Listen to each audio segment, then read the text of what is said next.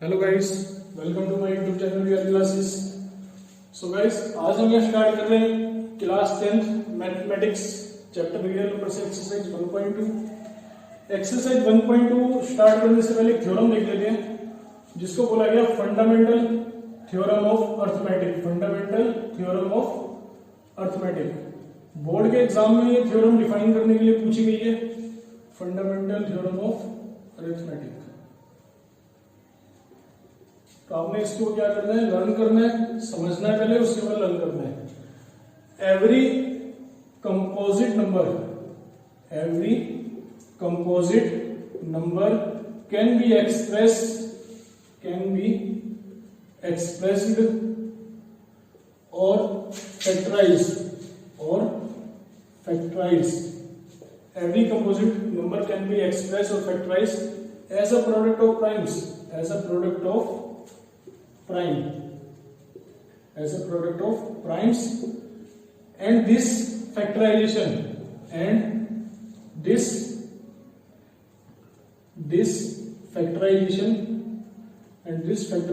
is unique. This factorization is unique apart from the orders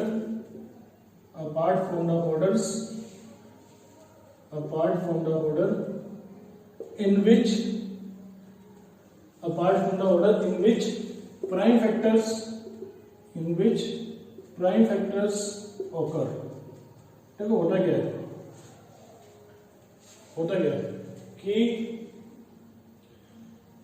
क्या है कि जितने भी कंपोजिट नंबर हैं इनको एक्सप्रेस किया जाता है as a product of primes. देखो जो हम प्राइम फैक्टर्स निकालते हैं ना by the method of prime factorisation, जैसे हमने यहाँ पे एक नंबर ले लिया 135, कंपोजिट नंबर है ना 135 का हमने ऐसे निकाला था, एक्सरसाइज 1.1 में शायद निकाला था। तो ये हमारा क्या है, कंपोजिट नंबर है, ठीक है। तो इसका जब मैं प्राइम फैक्टराइजेशन करूंगा तो मुझे क्या मिलेगा, प्राइम फैक्टराइजेशन आपको सबसे पहले क्या करना है, छोटी टेबल से शुरू करना है, इस तरह से, ऐसे ही होगा ना। देखो होता क्या है कि जितने भी कंपोजिट नंबर हैं अगर इनका फैक्टराइज किया जाए, प्राइम फैक्टराइजेशन निकाला जाए, तो ये जो फैक्टर्स मिलेंगे ये फैक्टर्स कैसे होंगे, प्राइम्स होंगे। प्राइम मतलब प्राइम नंबर की फॉर्म में होंगे। ये प्राइम नंबर की फॉर्म में तभी तो इसको प्राइम फैक्टराइजेशन बोल रहे हैं। और दिस फैक्टराइजेशन इज यूनिक, मतलब फैक्टराइजेशन यूनिक है, इसको कोई चेंज नहीं कर सकता apart from the order in which prime factors ओकर। देखो होता क्या है, अब मैं 135 को मान लो ऐसे लिखूंगा। अभी जैसे मैंने बोला छोटी टेबल से आपको स्टार्ट करना है। अब कोई और अगर मैं किसी और से ये बोलूं इसके प्राइम फैक्टर्स निकालो, हो सकता है वो 5 से शुरू करें, इस तरह से हो सकता है ना। अगर किसी और थर्ड पर्सन को बोलूं हो सकता है वो इस तरह से कर दे, ठीक है। तो मेरे हिसाब से तो ये आएगा, सेकंड वाले के हिसाब से ये आ गया, इस तरह से आ गया, और थर्ड वाले के हिसाब से क्या आएगा, इस तरह से आएगा। देखो क्वेश्चन में अब समझ में आ जाएगा कि every composite number can be expressed factorised as a product of primes, मतलब कि हर कंपोजिट नंबर्स का अगर मैं फैक्टराइजेशन करूंगा तो मुझे प्राइम नंबर्स मिलेंगे। फैक्टर्स निकालूंगा तो मुझे क्या मिलेगा, prime number. This factorisation is unique. Factorisation क्या होगा, यूनिक होगा। यूनिक है ना, क्योंकि सबका आंसर क्या आएगा, 135 पे आएगा। लेकिन कह रहा है यहाँ पे ये मैटर नहीं करता कि ऑर्डर आपके कैसे भी हो, apart from the order in which the prime factor occurs. देखो ऑर्डर कुछ भी हो सकता है, 3 3 3 5 5 3 3 3 3 5 3 3, ये ऑर्डर हमारा मैटर नहीं करता। लेकिन जो हमारा प्राइम फैक्टराइजेशन है वो यूनिक है। यूनिक मतलब यही नंबर आएंगे 135 के फैक्टर्स में और दूसरे नंबर नहीं आएंगे। तो आपको ध्यान रखना है, ऑर्डर कुछ भी हो प्राइम फैक्टर्स यही निकलेंगे। बस हमने हमारी मैथमेटिक्स में क्या, हमें स्टैंडर्ड सेट कर दिया कि आपको प्राइम फैक्टर्स बेशक आप ऐसे निकाल लो, लेकिन फाइनल आंसर जो आप लिखोगे ना 3 की पावर क्यूब इस तरह से लिखोगे, मतलब छोटे से बड़ा। ठीक है। तो मैथ में हमारा एक स्टैंडर्ड सेट है कि प्राइम फैक्टर्स आपने निकाल लिए, ऑर्डर कोई मैटर नहीं कर रहा हमारा, लेकिन फाइनल आंसर आप इसी फॉर्म में लिखोगे, पहले 3 आएगा बाद में 5 आएगा। सो गाइस इसके बाद एक्सरसाइज 1.2 स्टार्ट करते हैं, जिसमें सबसे पहला क्वेश्चन यही है कि आपको प्राइम फैक्टर्स निकालने हैं। प्राइम फैक्टर्स निकालने 140 है, तो सबको पता है 272 से जाएगा 35, 5 से जाएगा 7, और इसके लिए आपको क्या आना चाहिए, रूल्स है ना जो आपने 6th क्लास में पढ़े थे, रूल्स डिविजिबिलिटी वाले, तो वो आपको आने चाहिए। तो 140 के जो फैक्टर्स आ गए 2, 2, 5, 7, देखो प्राइम नंबर्स है ना सारे, तो आप इसको वही स्टैंडर्ड जो मैंने बताया सेट किया हुआ है 2, 5, 7। इसके बाद आ जाए सेकंड क्वेश्चन में। सेकंड क्वेश्चन में क्या होगा, आपको एलसीएम निकालना है, एचसीएफ निकालना है, एलसीएम निकालना है, एचसीएफ निकालना है। तो मैं यहाँ पे एक क्वेश्चन ऐसे रफली लिख रहा हूँ, एलसीएम फाइंड आउट करना है, एचसीएफ फाइंड आउट करना है, और एक वेरीफाई करना है आपको px into क्यूएक्स, HCF into LCM. देखो एनसीईआरटी में जो क्वेश्चन है मैं उसको नहीं ले रहा, अपनी तरफ से एक क्वेश्चन ले लेता हूँ, उसके बाद आप सारे क्वेश्चन कर दोगे। मैंने यहाँ ले लिया एक 36 और एक ले लिया 48, ठीक है, 36 ले लिया और 48 ले लिया। तो सबसे पहले 36 का प्राइम फैक्टराइजेशन 18, 9, 3, 3, 48 का 2, 2, 2, फिर से 2 और फिर यहाँ पे 3, ठीक है। तो 36 के जो फैक्टर्स आए प्राइम फैक्टर्स 2, 2, 3, 3, और 48 के आए 2, 2, 2, 2, 3, ठीक है। 2 4 टाइम्स आ गया और 3 8 टाइम्स आ गया, ठीक है। अब निकाल रहे हैं एचसीएफ। तो एचसीएफ तो मैंने आपको 1.1 में ही बता दिया था एचसीएफ कैसे निकालना है, जो कॉमन होगा और हाईएस्ट होगा। देखो यहाँ पे 4 कॉमन है, 2 to the 4 कॉमन है, यहाँ पे भी 2 to the 4 कॉमन है, तो 4 4 कॉमन हो गया, तो इसका मतलब 2 into 2 आ गया। यहाँ पे ऐसे देख लो, एक 2 ये कॉमन है, एक 2 ये कॉमन है, ठीक है, और एक 3 ये वाला कॉमन है। तो एचसीएफ तो आ गया आपका 12। क्लियर हो गया ना। अब आते हैं एलसीएम में, अब आते हैं एलसीएम में। इसको मैं रब कर रहा हूँ ताकि समझ में आए आपको।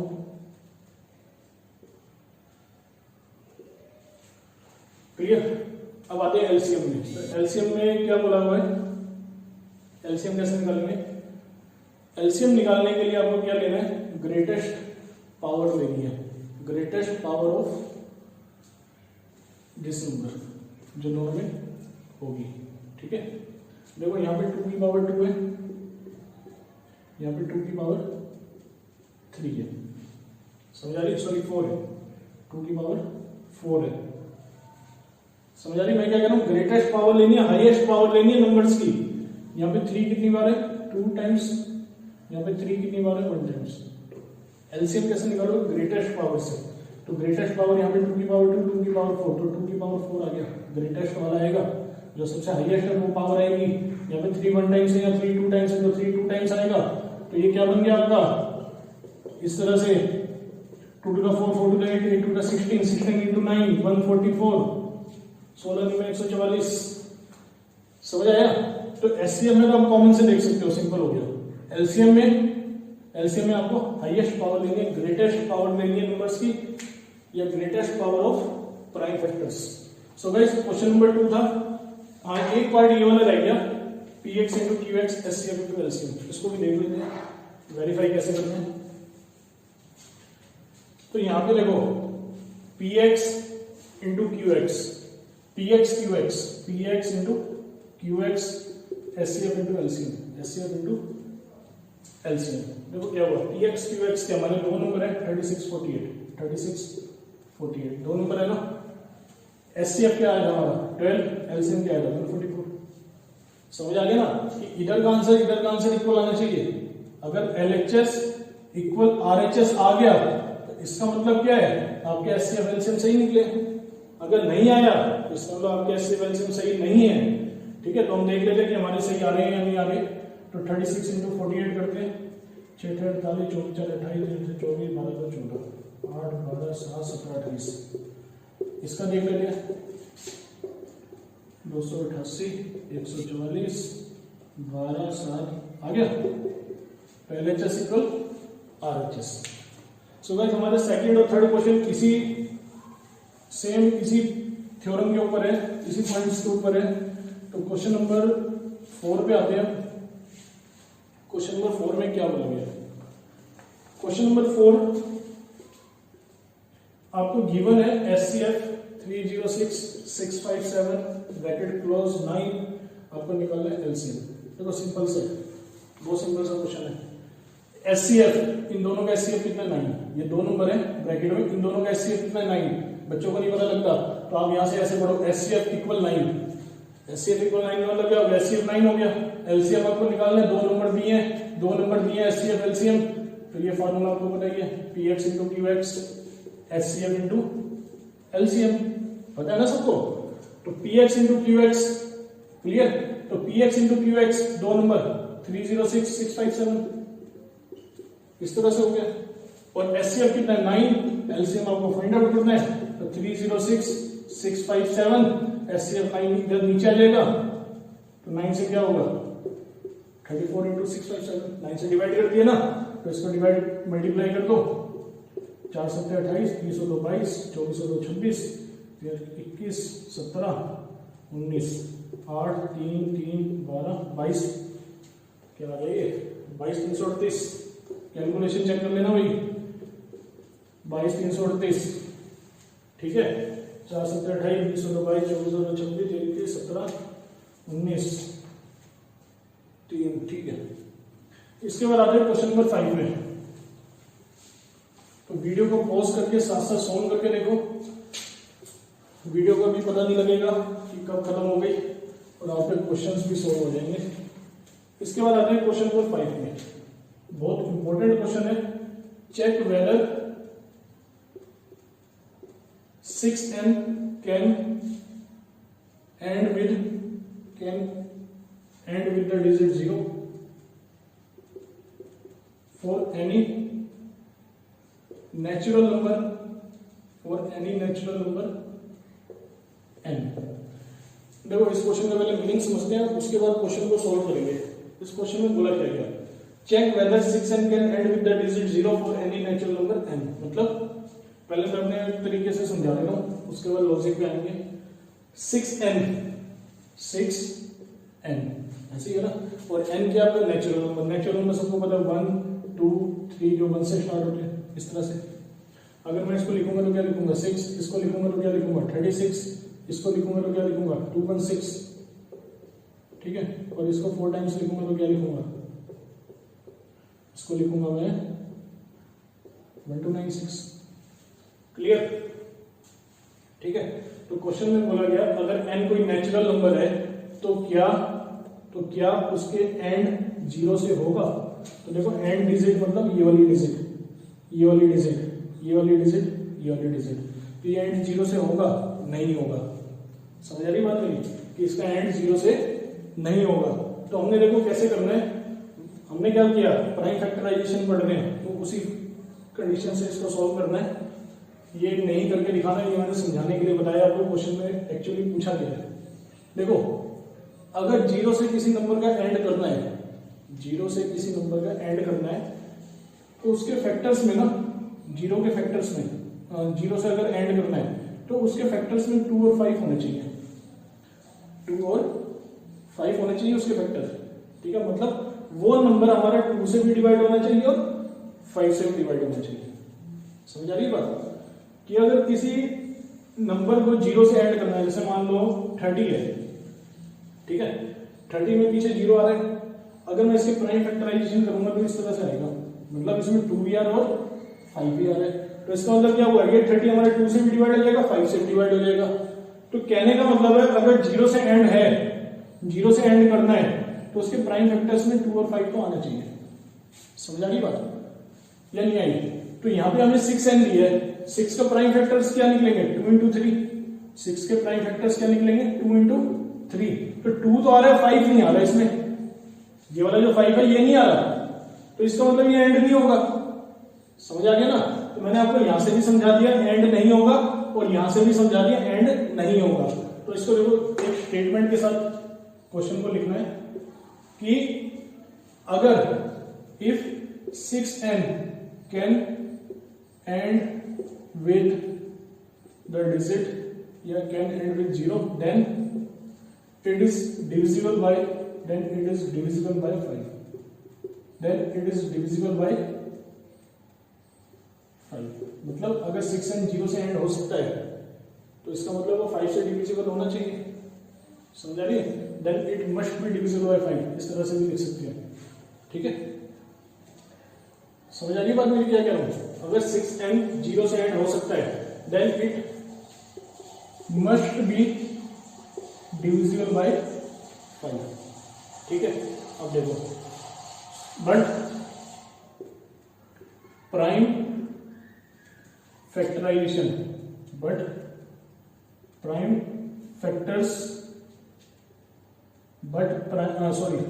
Factors of 6 contain the prime 5। so prime factors of 6 contain the prime 5 या must contain the prime 5, मतलब 6 के प्राइम फैक्टर्स में 5 होना चाहिए। But prime factors of 6 contains only 2 primes, that is 2 and 3। देखो 6 के प्राइम फैक्टर्स में सिर्फ 2 प्राइम नंबर आ रहे हैं, 2 and 3। सो द यूनिकनेस, ये इंपॉर्टेंट है line, so the uniqueness the fundamental theorem of arithmetic guarantees that there are no other prime in the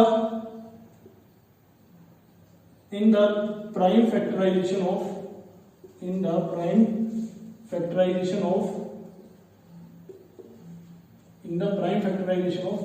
6। देखो देखने में स्टेटमेंट बड़ी लग रही है लेकिन है कुछ नहीं। आप 2 चीजें समझ लो, ये जो हम निकालते हैं ये प्राइम फैक्टराइजेशन मेथड होता है और यहाँ पे जो नंबर आते हैं ये क्या होते हैं, प्राइम फैक्टर्स होते हैं, ठीक है? अब ये 2 चीजें समझ लो, उसी से स्टेटमेंट आपकी क्लियर होने वाली है कि 6n अगर 0 से एंड होगा तो इसमें इसको 5 से डिवाइड होना चाहिए। सो प्राइम फैक्टर 6 के प्राइम फैक्टर्स में प्राइम 5 भी आना चाहिए, लेकिन 6 के प्राइम फैक्टर्स क्या है? Prime factors of 6 contain only 2 primes, 2 और 3 आ रहे हैं। तो यूनिकनेस फंडामेंटल थ्योरम अर्थमेटिक क्या कहती है कि 6 के प्राइम फैक्टर्स में और कोई प्राइम नंबर नहीं है। So there is no value of n for natural number, मतलब n जो हमारा नेचुरल नंबर है तो उसके पास कोई ऐसी वैल्यू नहीं है जो 6n को 0 पे एंड कर दे। So there is no value of n for natural number, so there is no value of n for natural number which can end 6n with the digit 0। so guys ये complete question था कि 6n के natural number, तो उसके पास कोई ऐसी value नहीं है जो 6n को एंड कर दे with the digit 0। so which can end 6n with the digit 0। इसके बाद आते हैं नेक्स्ट क्वेश्चन में, क्वेश्चन नंबर 6। देखो 6 क्वेश्चन में क्या बोलेंगे। क्वेश्चन नंबर 6 है कि एक्सप्लेन वाई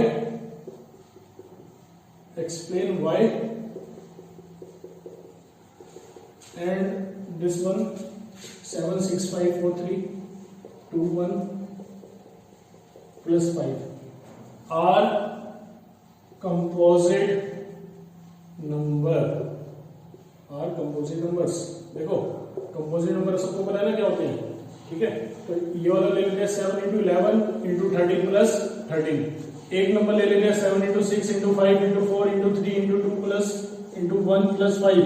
अब देखो क्या करते हैं, प्लस से इधर एक टर्म है, प्लस से इधर एक टर्म है, तो 13 कॉमन ले लेते हैं। तो यहाँ बचा 7 into 11 plus 1, सॉरी 13 कॉमन आ गया, 7 into 11 13 की जगह आ गया 1 plus 1। क्लियर।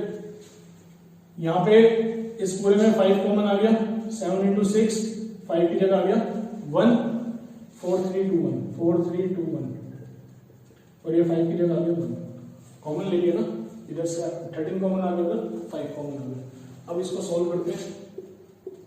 77 plus 1 78। क्लियर।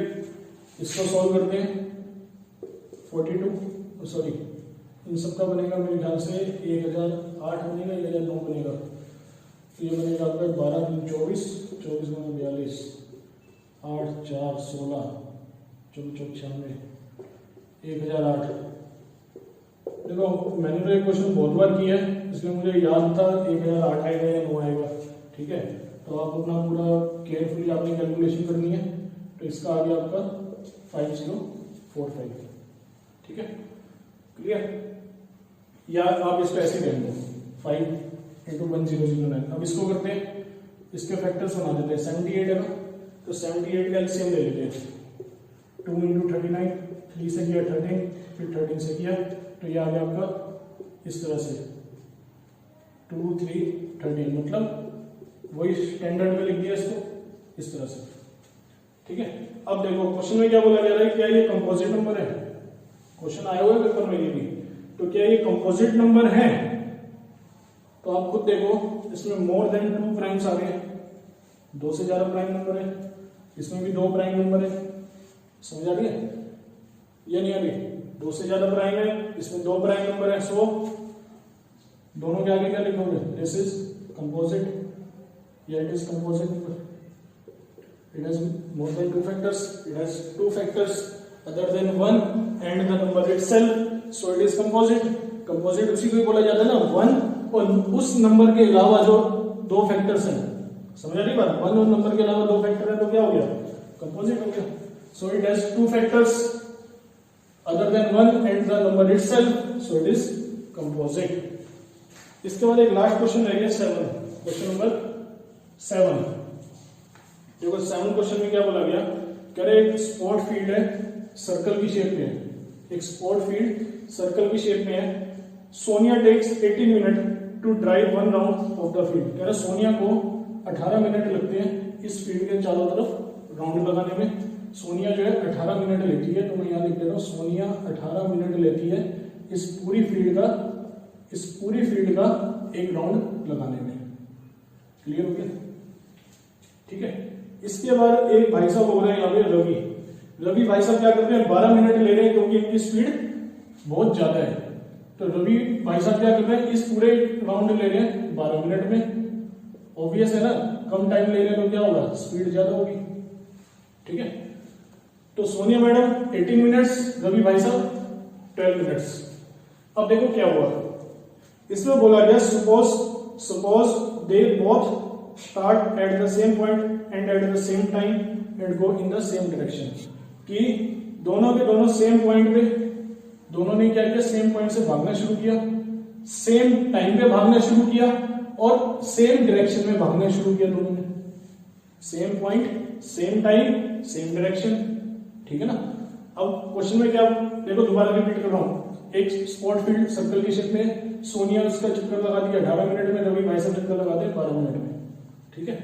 दोनों ने सेम टाइम पे, सेम पॉइंट पे, सेम डायरेक्शन में भागना शुरू किया, या तो ऐसे भागेंगे या ऐसे भागेंगे। ठीक है। दोनों ने same time, same point, same direction में भागना शुरू किया।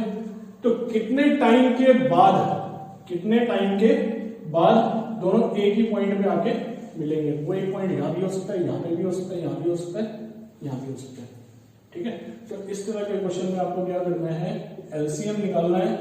2 9 18, 3 3 9, 3 1 3, 2 6 12, 2 3 6, 3 1 3। तो आपने क्या करना है, इस तरह से एलसीएम निकालना मैंने अभी बताया था। हाईएस्ट पावर ले लिया आपने फैक्टर्स की, तो यहाँ पे 2 1 टाइम्स है, 3 2 टाइम्स है, यहाँ पे 2 2 टाइम्स है, 3 1 टाइम्स है। तो एलसीएम निकालोगे आप, हाईएस्ट पावर लोगे 2 1 times, 2 2 times, 2 into 2, 3 1 times, 3 2 times, 3 into 3। समझ आया नहीं आया?